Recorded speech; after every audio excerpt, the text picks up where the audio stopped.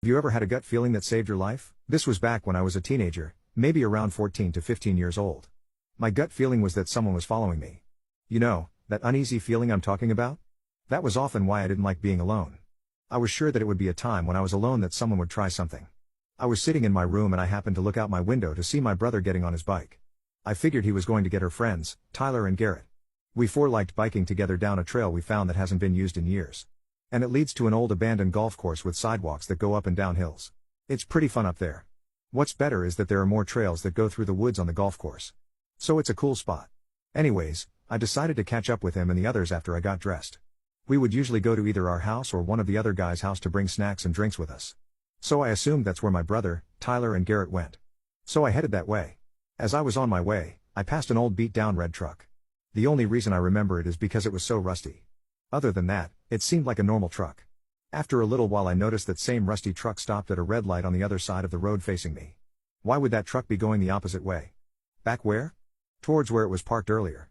It was odd, but I thought nothing of it. Once I got to the other guy's house and noticed my brother and friend's bikes weren't there, I stopped to catch my breath and look around for a while. I quickly noticed the beat-down truck slowly trailing towards me about 150 feet away. When he saw that I noticed him, the car stopped. This is the first time I realized something wasn't right and goosebumps ran all down my back. This guy was stalking me, so I turned down between a couple houses and veered into the woods as quickly as possible. I cycled as fast as my little legs could allow, then hit the ground and tried to cover myself with leaves. It was fine for a minute or two and I started to feel a bit more relaxed until I saw the red truck slowly trailing past the side of the wooded area. I stayed out of his sight, but I could see him open his door while driving saying, "Here little girl, I don't want to hurt you. I'm a friend of mommy's. I just want to take you home." I was terrified and started crying, praying he didn't hear. He didn't and kept slowly driving, repeating the same sentences. As there was some distance between his truck and I decided to make a run for it.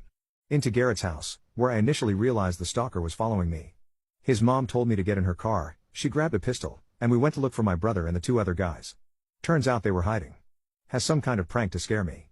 Well, it scared me, all right. I haven't gone out of my house since.